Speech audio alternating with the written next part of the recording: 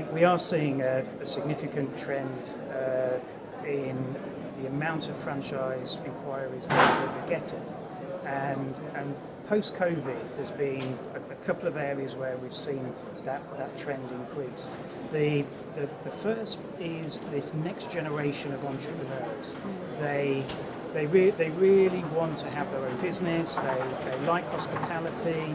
They have a vision as to how they would run a hotel, and what they're wanting is a partner-like choice that has a flexible franchise offer that we can provide the services, the brands, the distribution, and then what they can then do is implement their hospitality. So that's one trend, a significant trend.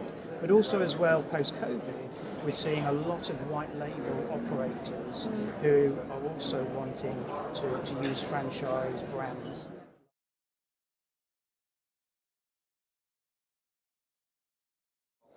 I think the adaptation of the operating model is significant. And during the last 18 months, we've talked to franchisees, and we've also talked to potential franchisees to really understand what their needs are, what their expectations are of a franchisor post-COVID.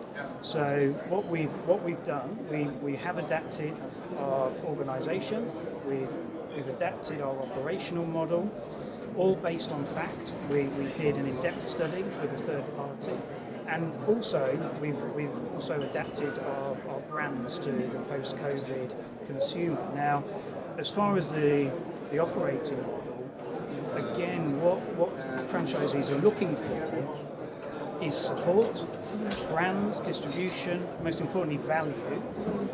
But what they're looking for is that flexibility in a framework where they can then implement their hospitality into the hotel.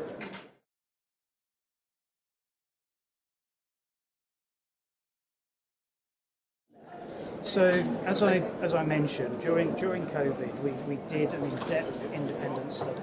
We spoke to franchisees, we spoke to potential franchisees, we spoke to consumers, and that gave us a fact-based approach to what would our operating model be, what we needed to do in order to deliver our brands and our proposition.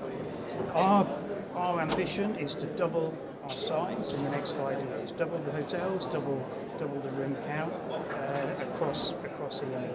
That's our growth, that's our vision, and how we're undertaking that is we've changed our operating model. We're very clear on our value proposition for franchisees, and what we've done as well is we've refreshed our 5 brands, and we're currently in an execution mode, which we launched Comfort a month ago, and we launched Clarion 2 days ago. For the rest of this year, we're going to be refreshing and launching Quality in September. And we're going to be, this is hot off the press, we are going to be launching a brand new brand to the region in the end of September called Sleep. And then in Q1 next year, we'll be refreshing and relaunching our collection brand, which is Ascend.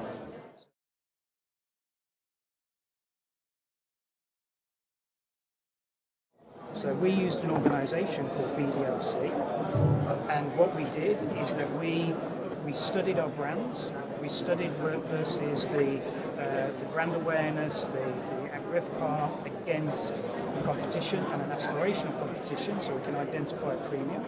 We also then, in all of our key markets, hosted customer forums. Now they didn't know it was choice, it was totally independent, and they were asked a series of questions as to what were their wishes for hotels post-COVID.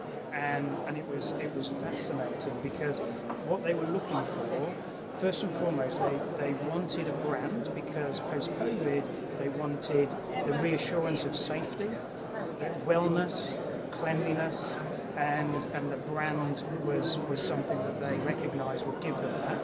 They wanted localization, so they wanted to have a hotel that was using local produce, that it was promoting local destinations. It had some type of essence, when you came in that hotel, you thought, oh wow, that's the local cake or the local beer. So localization. Also, as well, what customers were looking for was a sense of hospitality. So they wanted warmth, they wanted people to look after.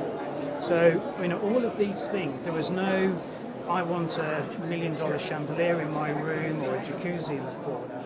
It was all customer experiential. So our hallmarks, when you look at comfort and when you look at clarity, what they're focused on is customer experience, and they're also focused on revenue driver.